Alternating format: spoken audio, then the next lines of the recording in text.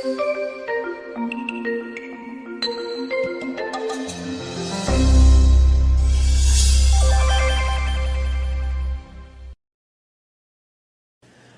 kabanalan ng Panginoon ay napakataas isipin, subalit dapat din natin na ma-appreciate na ang kabanalan ng Diyos ay bagay sa pang-araw-araw na buhay. In fact, the holiness of God could be more quickly and more effectively understood when applied to daily life. At yan ang pinakatema ng Ecclesiastes na ating pinag-aaralan, Wisdom for Daily Life, na mas malaki ang epekto sa buhay ng tao kaysa high theology o mga high-sounding theological issues. Sa pag-aaral natin ngayon ng chapter 10 ng pamagat, The Power of the Negative. Yung kapangyarihan ng mga negative na bagay at mga nakakasira, kaya dapat ding pag-ingatan. Ama namin, salamat sapagkat kayo'y Diyos na mahal kami. Gusto nyo kaming mapanatag, gusto nyo mapabuti ang buhay namin.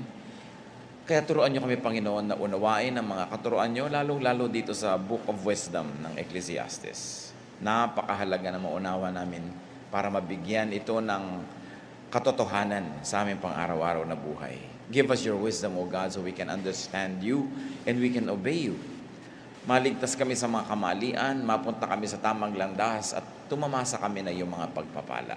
Patawarin niyo po kami ngayon, Panginoon, sa mga pagkukulang namin sa inyo. Linisin niyo po ang aming puso at paging dapatin niyo kaming daluyan ng inyong pagpapala. We declare our need for you. We need you, O God. Cleanse us through the blood of Jesus, your Son. And we ask you, Father, be our speaker. May you inspire. May you teach us, strengthen us, encourage us, O God, and correct and rebuke us as well. Tumanggap nawa kami ng pagtutuwid, ng kaliwanagan, ng pagpapalakas ng aming espiritu, at ng encouragement na kailangan namin araw-araw. Be our teacher, be our speaker, quiet our minds, O God, touch our bodies, heal us, enable us to focus on you. Protect us from lies and falsehood and from all works of evil men. Father, we enthrone you in our midst, do your will, be our God, be our teacher. In the name of Jesus, your Son, we pray with thanksgiving. The power of the negative.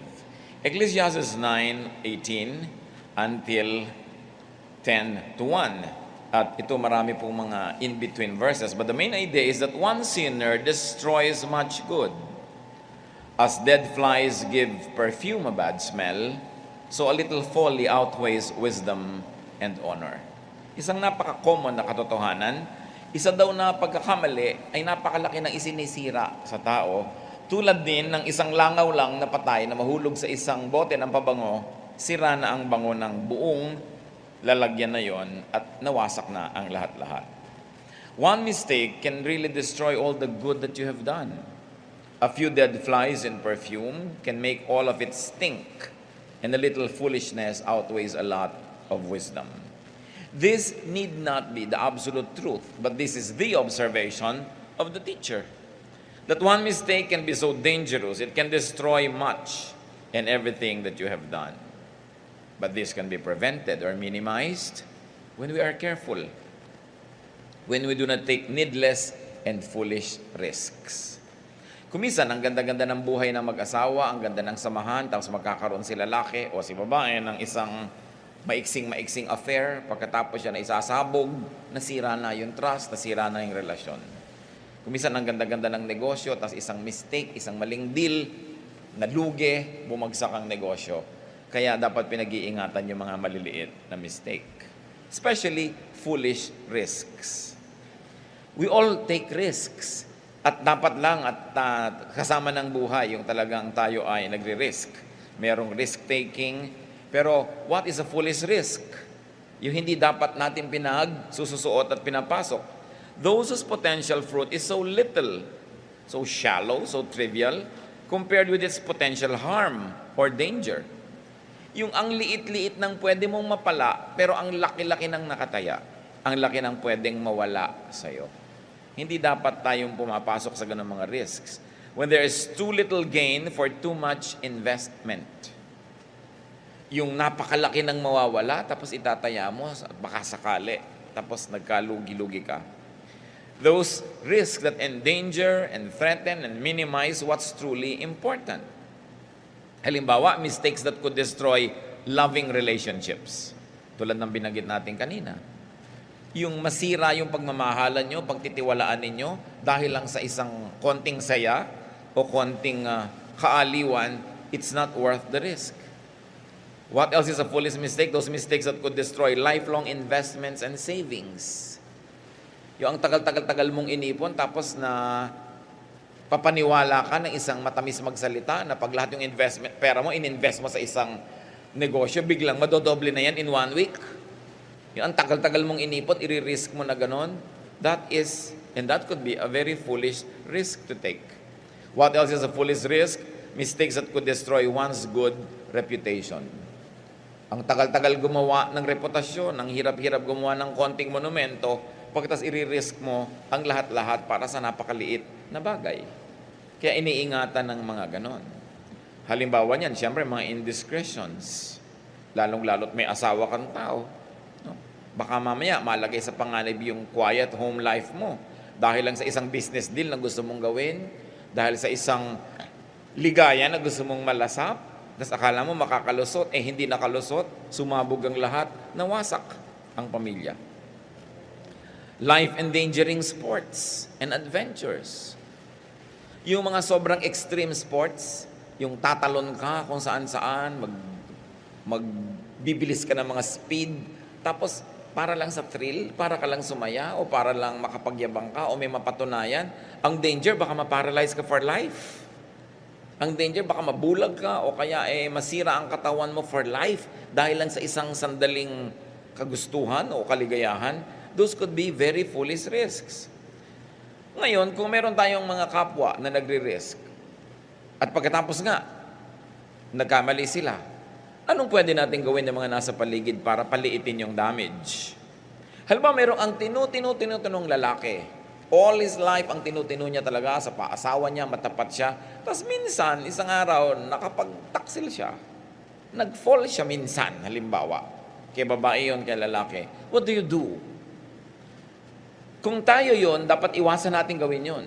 Ngayon, kung hindi siya yung tayo yung nanonood, o tayo yung nagawa ng kasalanan, what can you do to limit and minimize the negative effect of the error? Well, we, the people, with the audience, should not judge a person based solely on his last performance. Isasaalang-alang mo rin. Halimbawa, girlfriend ka o asawa ka, nagkamali. Siyempre, masama yung nagkamali. Mali. Pero nagkamali. Pero isasaalang-alang mo rin yung ang daming buwan, ang daming taon na matapat siya sa'yo. Hindi lang yung huling performance niya ngayon, i-judge mo na lahat-lahat, sisirain mo na lahat-lahat dahil lang dito sa huling ginawa niya. Dahil titingnan mo yung batting average. Para ring empleyado, para ring tauhan mo. Halimbawa siya ay nagkamali, nalugi yung kumpanya o merong great loss. Pero titignan mo yung haba ng panahon na may mga tama rin siyang ginawa at naging kapaki-pakinabang. In other words, you cannot judge a person solely based on a single day's performance. Tinitingnan natin yon, and we learn to forgive. Because sometimes to forgive is to just limit the damage, and not to forgive is to make the matters worse. Lumalala lalo ang sitwasyon pag hindi ka nagpatawad. Sasabihin ng iba, mahirap po magpatawad. Oo nga, totoo yun. Pero mas mahirap namang hindi magpatawad. Kung mas higit lalong marami pa ang mawawala dahil hindi ka nagpapatawad. Kaya ang itinuturo po sa atin ng Bible, kung tayo yung gumagawa ng mali, avoid it. And if we do it, don't do it again. Repent, seek forgiveness, be humble. At kung tayo yung nagawa ng mali na yan, to be ready to forgive. Yung iba naman, ayaw lang mag-forgive to give a lesson Sabihin, baka pag nag-forgive ako, ulit-ulitin na lang. No? Meron din talagang ganong risk. But what will you lose by not forgiving? Mas malaki rin. Kaya kung minsan, nilululun mo na lang yung mapait mong laway. Minsan umiiyak ka na lang, nagsusumbong ka sa Diyos. Pagkatapos magpapatawad ka rin. Kasi anong gagawin mo? Itatapon mo ang lahat-lahat. Dahil sa pagkakamali ng isang partner o isang kasama mo sa buhay. So you consider the averages. Ano ba talaga yung batting average ng tao na ito? Mas marami ba talaga yung mistake? Samantalang tayo nagpapatawad, siyempre hindi ko naman sinasabing i-tolerate natin yung patuloy na pagkakamali at sinasadya na at non-stop and careless lifestyle. You're entitled to react and to limit the damage or to extract yourself from the problem if you cannot live with it. Pero yung mga paminsan-minsan, lalo kung alam natin na nadaya lang siya, nabigla, nagkamali, maglalaan tayo ng pagpapatawad doon. Kaya ang relasyon nyo, professional o personal. Kasi ang tao ay tao. Hindi talaga tayo perfect. Kaya ang tinitingnan natin, batting averages. Ecclesiastes 10:2-3, the heart of the wise inclines to the right, but the heart of the fool to the left. Even as he walks along the road, the fool lacks sense, and he shows everyone how stupid he is. So sensible thoughts thou lead to do right, and foolish thoughts lead you to do wrong.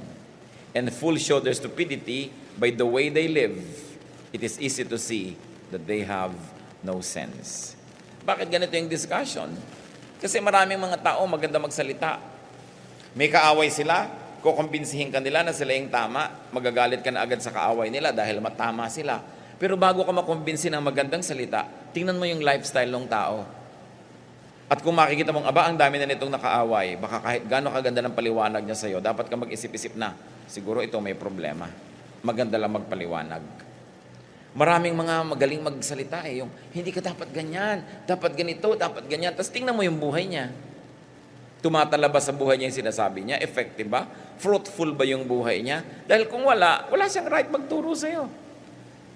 Ang sinasabi lang dito, huwag kang papadala sa nadidinig mo lang. Tingnan mo yung buhay ng tao.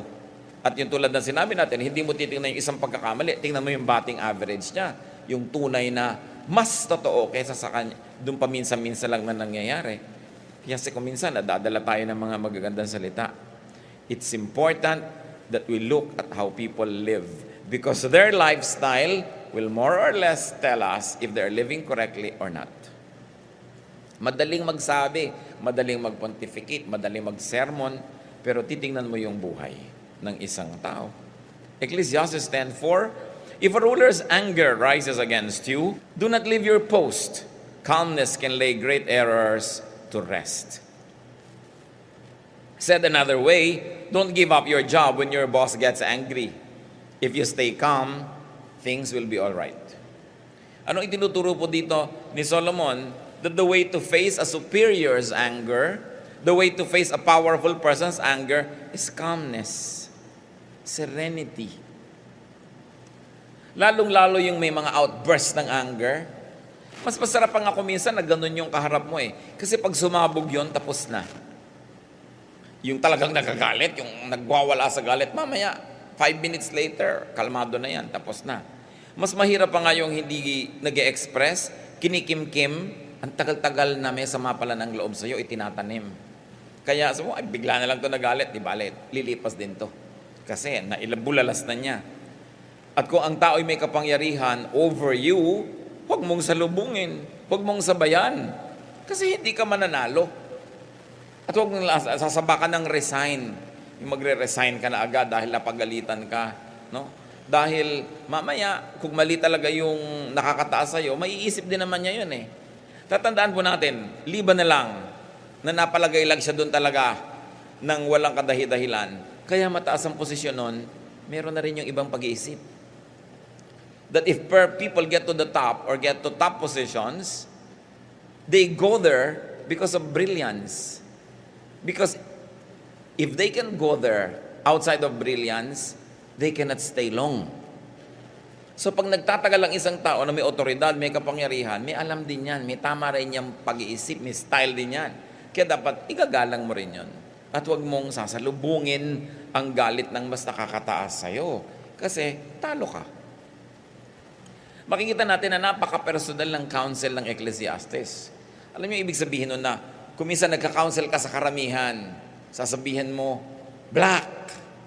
Kasi yun talaga ang tamang counsel sa lahat nang hindi mo naman kilala ang mga detalye ng buhay nila. Pero pag may isa doon, nakausap mo, kayong dalawa na lang, pwede ang i-counsel mo na, gray. Kasi kilala mo na talaga siya, alam mo kung anong bagay sa kanya. Kaya iba yung public teaching at iba ang private counseling. And Ecclesiastes could be considered as a very private counseling. Na ang condition mo, ang ikabubuti mo, ang kapakanan mo, ang number one na pinapahalagahan ng nag-teacher. Yung teacher yung nagsasabi sa'yo. Halimbawa lang ito. Politician ako, public speaker, may giyera, o lahat tayo mamatay para sa ating bayan. Kasi yun ang sasabihin mo siyempre sa lahat. Yun ang dapat. Para magkaroon ka ng army at ang republika mo tumayo. Pero ito ngayon, may anak ka, may pamangking ka, nagsusuot na ng uniform mo. Anak, talo ang gerang ito, huwag ka nang sumali.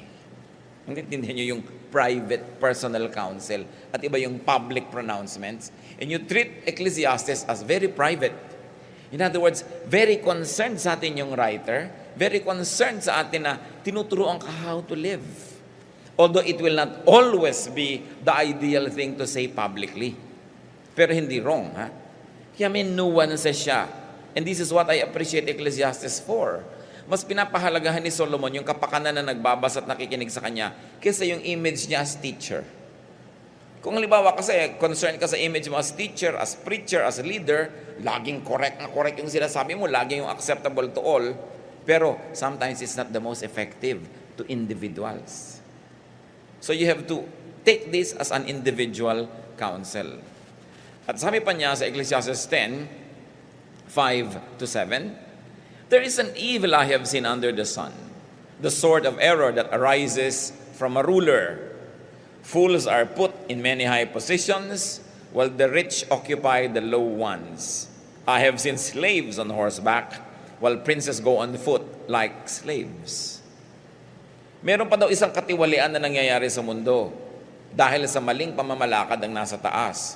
Yun daw mga hangal, mga foolish people, nalalagay sa matataas na pwesto, appointed. Tapos sabi niya, may mga nakikita akong rich people who have very low positions. Ang context, mga kapatid, ng rich dito is because nung araw, yung mga rich ang educated. So, read it as educated or trained. Sabi niya, marami diyang uneducated at tataas ng posisyon, tapos yung mga educated, trained, and can deliver are ignored. Isa daw yon na katiwalian. Fools in high positions and the wise being ignored.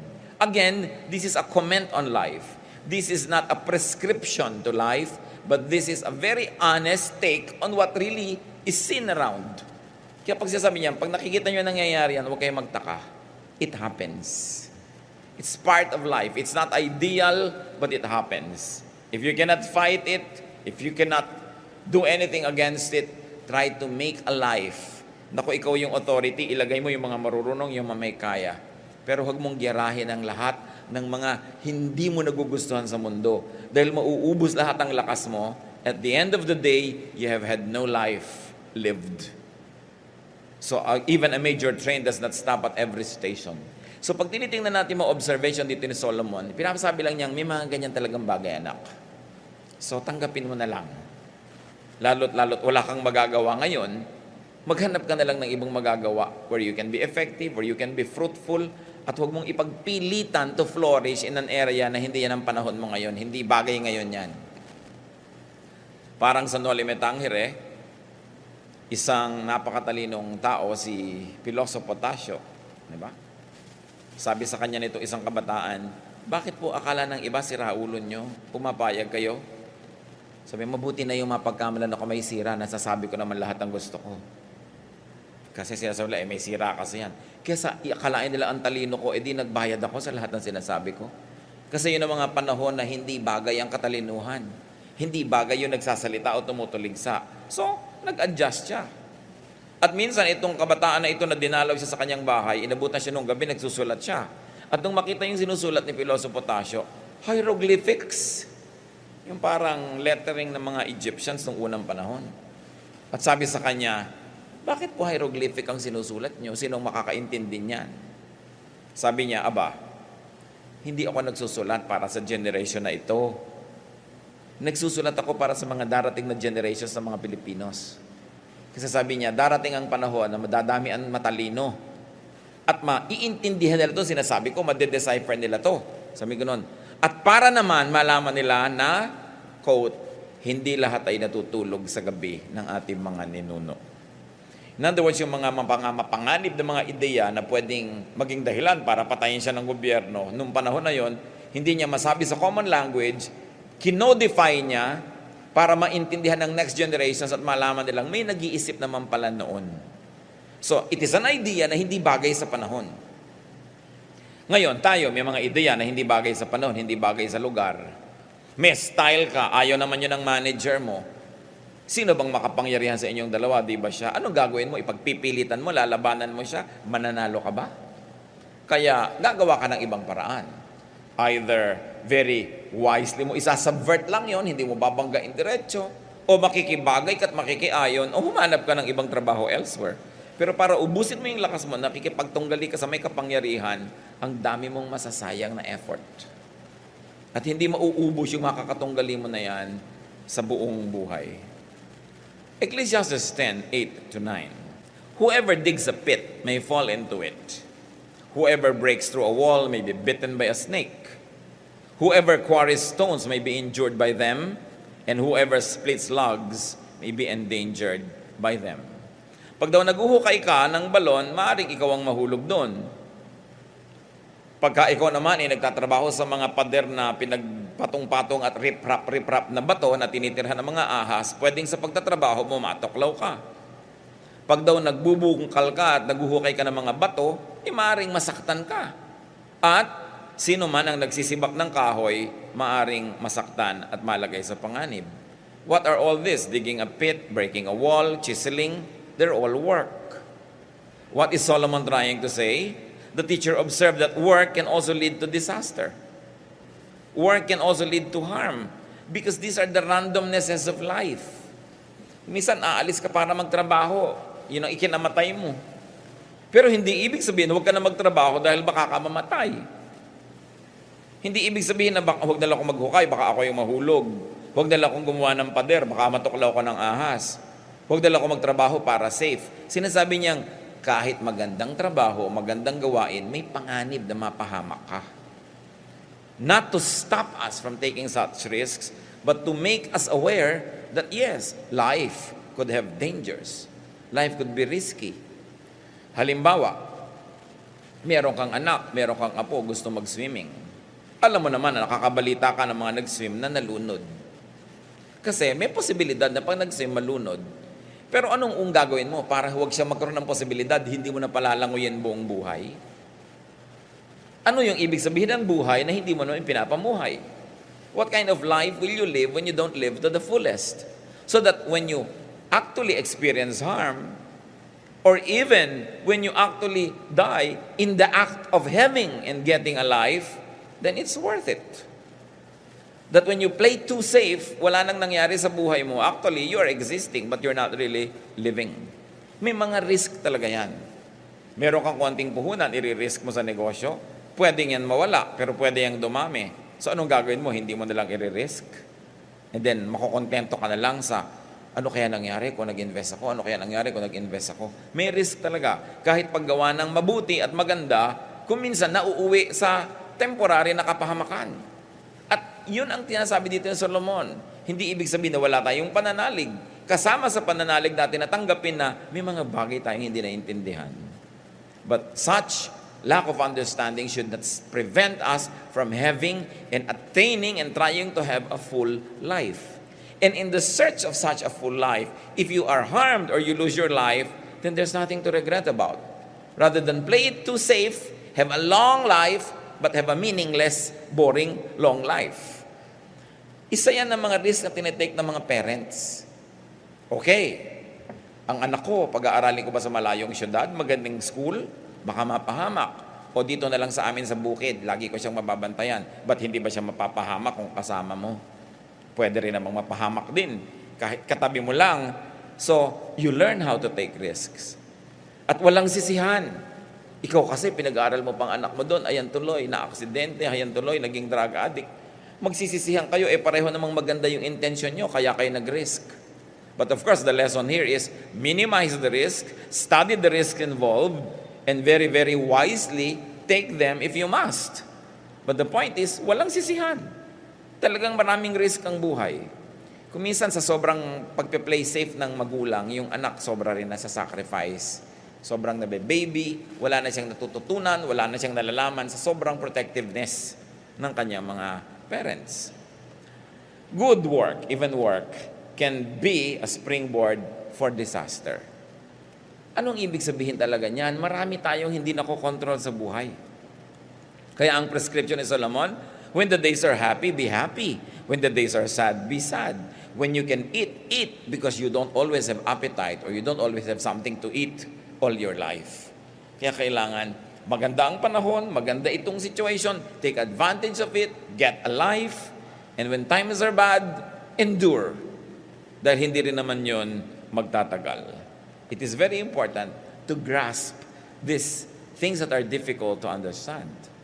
Then, Solomon goes on, verse 10, if the axe is dull and its edge unsharpened, more strength is needed. But skill will bring success. Pumunta naman ngayon sa pagsisibak ng kahoy. Bihira na tayo nakakakita niyan eh. Yung may axe, no? May palakol na malaki tapos itataga mo sa kahoy para siya mahati, paliliitin mo hanggang maging manageable, magamit sa kalan. Pero kung mapurol daw ang iyong palakol, dapat lakasan mo ang pag-strike sa kahoy para siya tumalab kasi nga mapurol siya.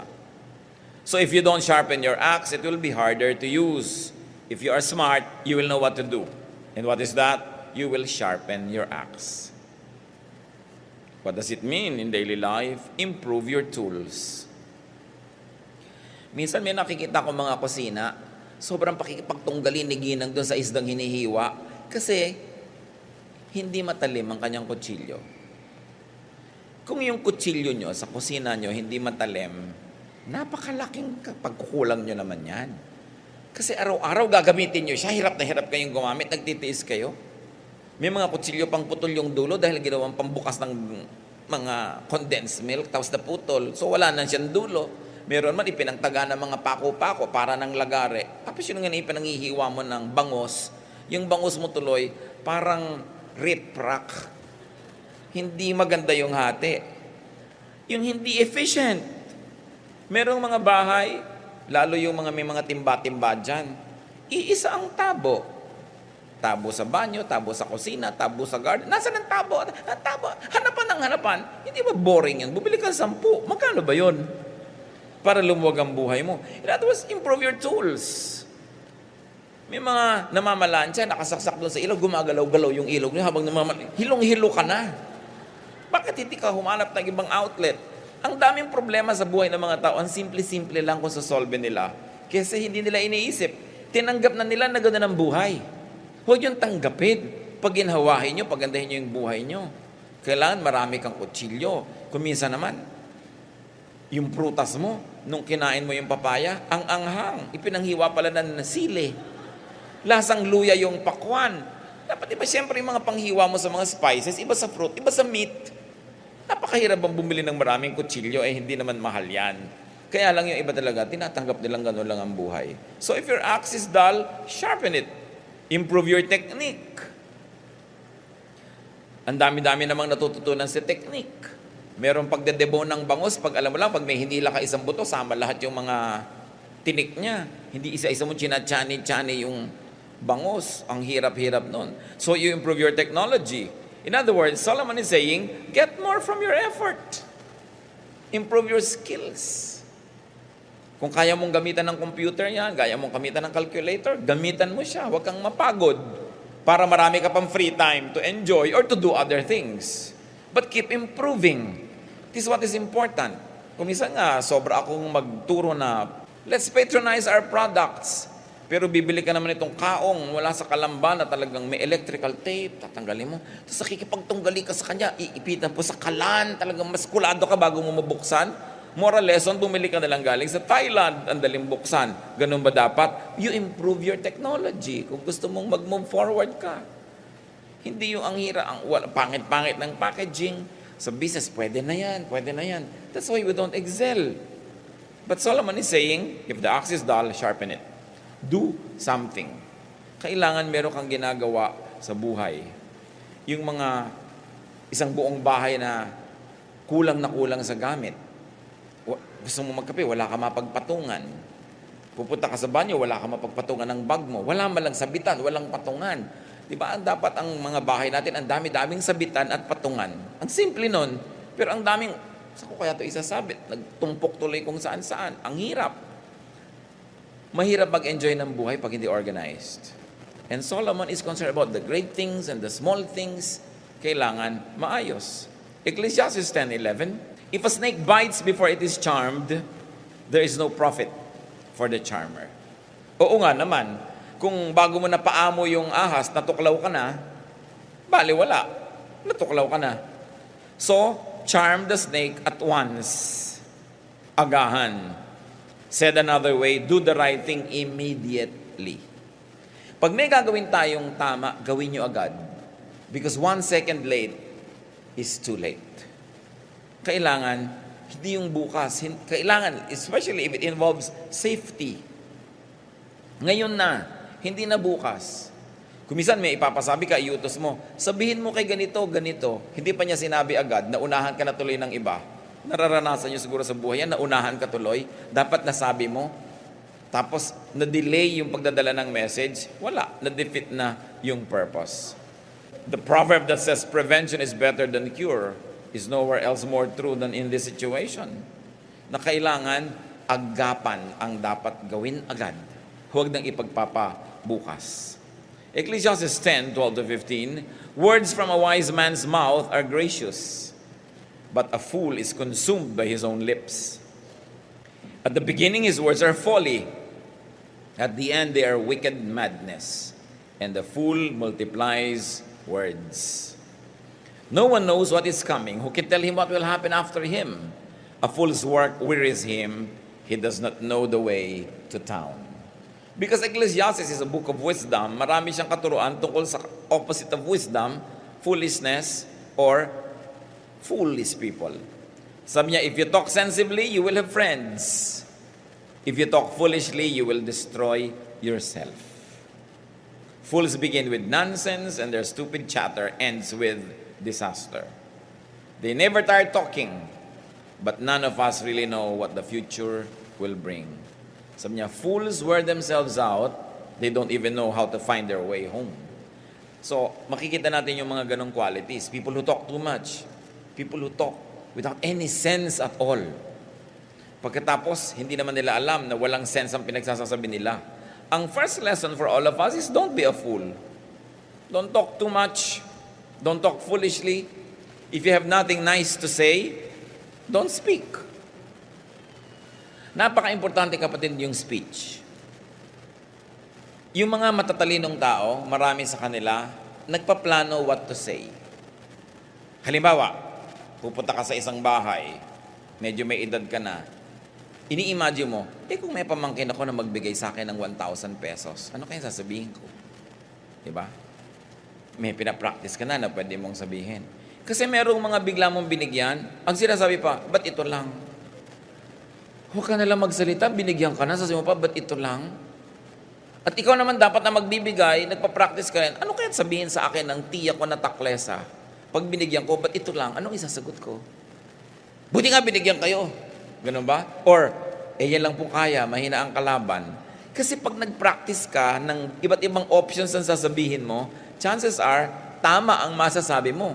Kasi pag nabigla ka, baka kung ano sabihin mo eh. And we are destroyed by what we say. Nararanasan nyo ba yan? Yung inis na inis ka dahil may ibinigay ka, tas ang pangit ng sinabi? No? O kaya, dapat may sinabing maganda, hindi nagsalita, tahimik lang. So ang tao, because we need help. In everything that we do, we need people's help. Very successful people are not only brilliant, many people help them. That's why they got there. And the truth is, we help people we like. Sometimes we help people we don't like, but you know in your heart na poor quality help ang binibigay nyo because you don't like. Pero gusto nyo talaga yung tao, kahit bulalo nyo na, ibibigay nyo pa sa kanya dahil gusto nyo siya. So it's very important to be liked.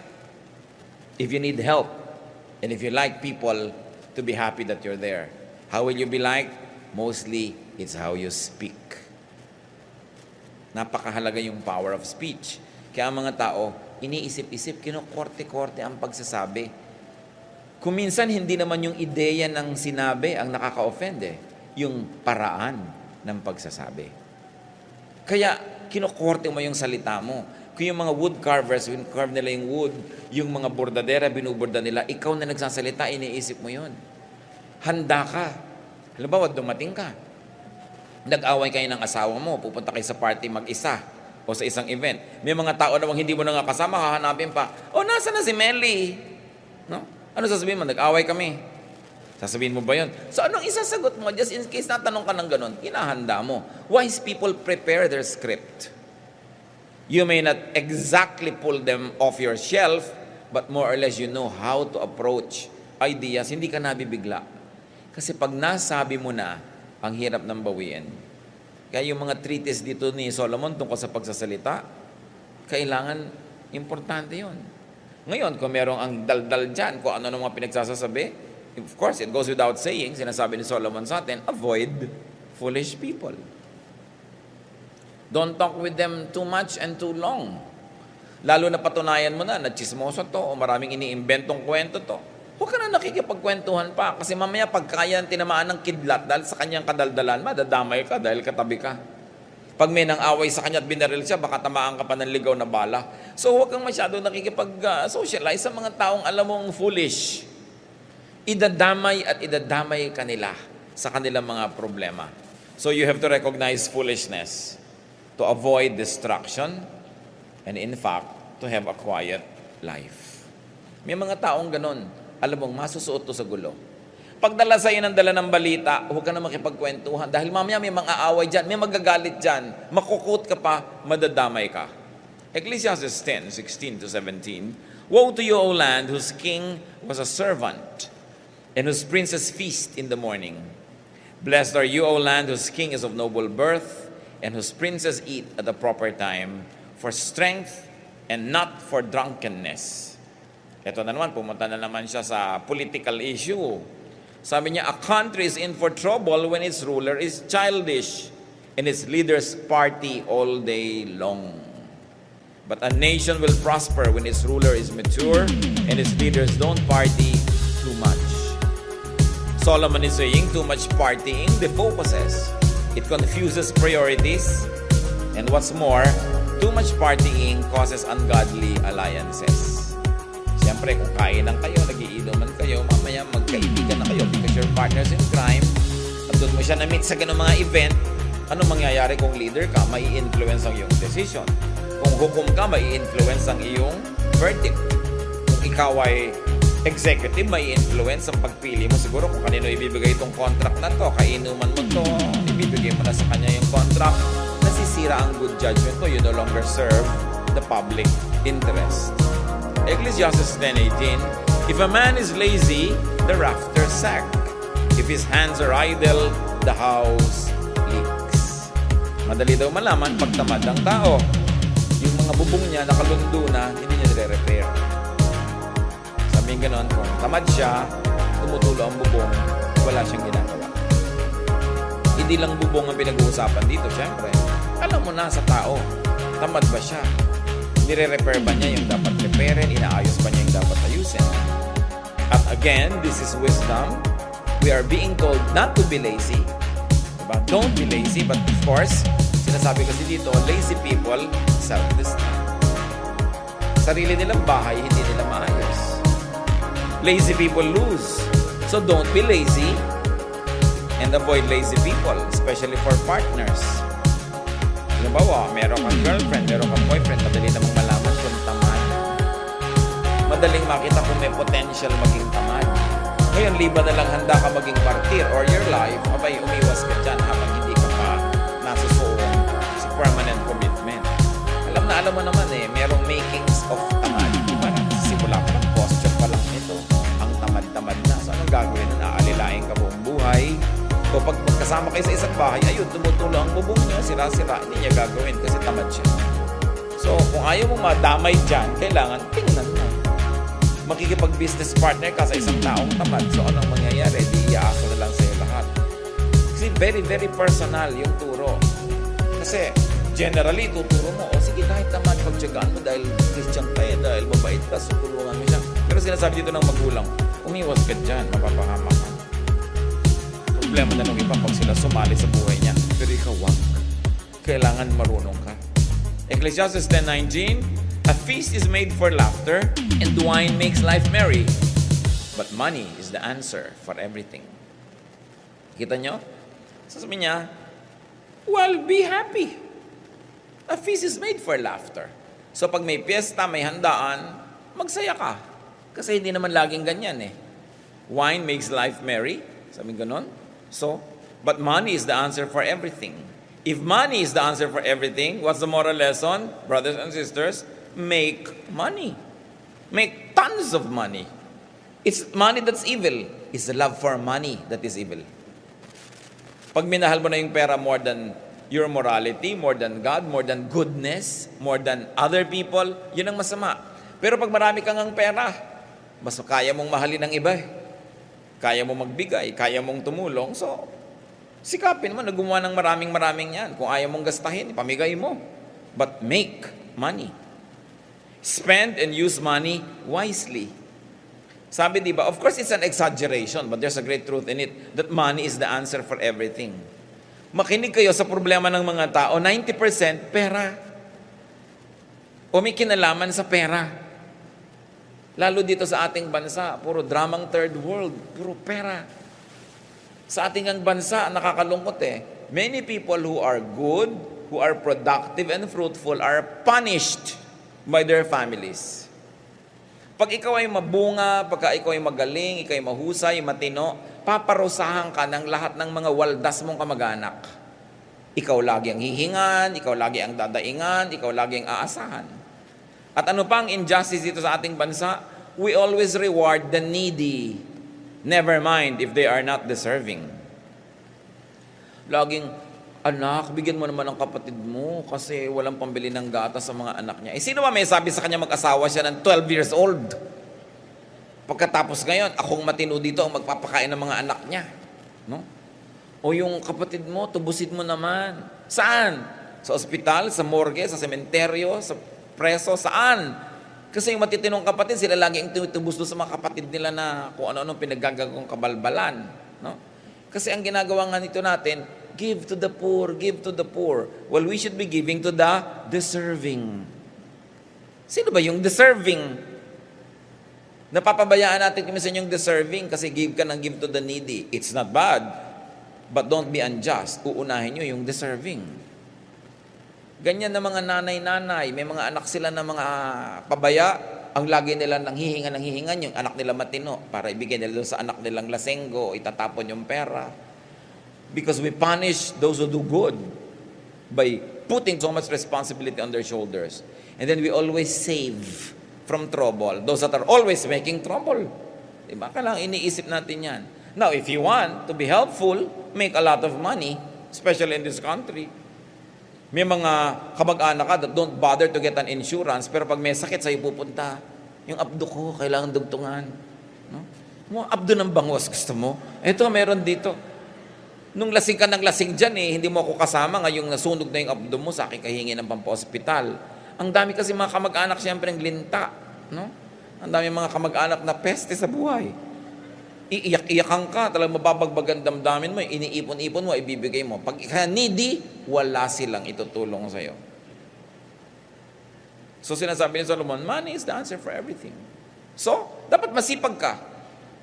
Kung wala ka mataas na ambisyon para gumastos, sa dami na kamag-anak mong nagdarahop o magdarahop pa lang, make money. Kung gusto mong makatulong. At ikaw din, kung gusto mong magkaroon ng kabuluhan, you have got to kasi mga religious people, napaka-ipokrita. Kunwari, walang kwenta yung pera. Di ba? We live by faith, by faith. Pag kami kailangan, ito uutang sa'yo. Faith ba yun? Ano pala? Faith pala equals utangan ng meron. No? Ayaw magtrabaho. Sa kay Lord na lang kami nagsaserve. Ayaw na namin magtrabaho. Pero pag mau-hospital, sa'yo hihingi. Kailangan, alam mo na may kakailanganin ka, ipunin mo yan. And I always tell young people, habang bata kayo, this is the time to prepare for your retirement. When you begin to prepare for your retirement at age 50, it's probably a little bit late na. Dapat 25, 30, iniisip mo na, how will I retire? Nagsisave ba ako? Nag-i-invest ba ako? May ginagawa ba ako? Kasi pag napag-isip-isip mo yung retirement, usually retirable ka na. Anong gagawin mo?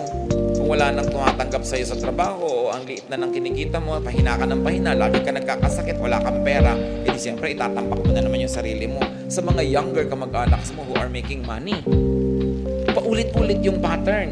Hindi Hindi pa ba tayo sapat na nakakita ng mga lola natin, mga tiya na walang ginawa para i-secure yung sarili nila habang bata sila, tapos nung tumanda na sila, lason lang, walang pambili. Magsusuicide ako, pautang naman. Hindi ko mabili yung lason. Ang nabili pang lason, expired. Hindi tumalab. Diba? Dahil expired na ang lason. So ano ngayon ang gagawin mo sa kanyang mga kamag-anak? Yan ang dapat yung isipin, mga kapatid. We are always very unjust to those who are fruitful.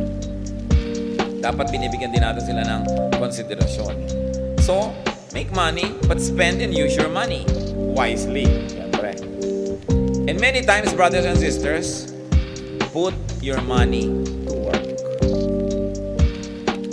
May pera kayo, namimili kayo halimbawa sa Blumentritt. Ang dami-dami niyong dala. Ate, 10 pesos lang ibayad mo sa kargador. Maglalakad kang parang donya. Di ba? Gusto mong mamaybayo, kumain ng banana cue. May nagbubuhat ng bag mo, 10 pesos lang. Put your 10 pesos to work. Kasi yung 10 pesos mo na nasa pocket, hindi ka papaligayahin. Pag pinawalan mo yun, ibinayad mo sa isang service, lumigaya ka. Yan ang minsan dapat natin na pag-aaralan, how to put your money to work. Tatandaan nyo, yung perang nakatago, hindi nagpapasaya. Sumasaya ka lang pag lumalabas yung pera. Pero siyempre, hindi ko na kailangan pa ulit-ulitin. Wisely. Pero kung talagang wise ka, dapat marunong ka rin gumastos. Kasi pag hindi mo nalalasap yung sarap na ibinibigay ng pera. And remember, the pleasure is in spending, not in saving. Liba na lang something's wrong with you na talagang dumadami, tuwa ka, pero hindi mo ginagastos. Para ano? Para pag namatay ka, maraming pag-agawan ng mga kamag-anak mo. Ganun ang mangyayari nun. And you know, money works. Money talks.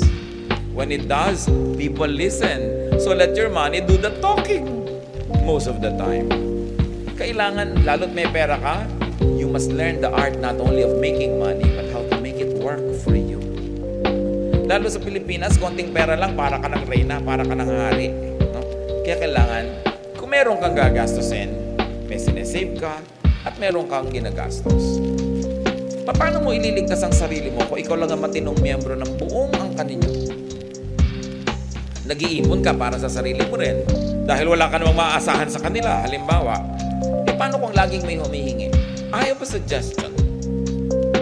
Kung meron kayong income, mag-set aside ka ng percent, a certain percent. I don't know what, maybe 10% or thereabouts, pang charity.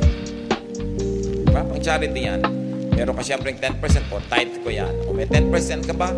O 20% pang savings. Whatever.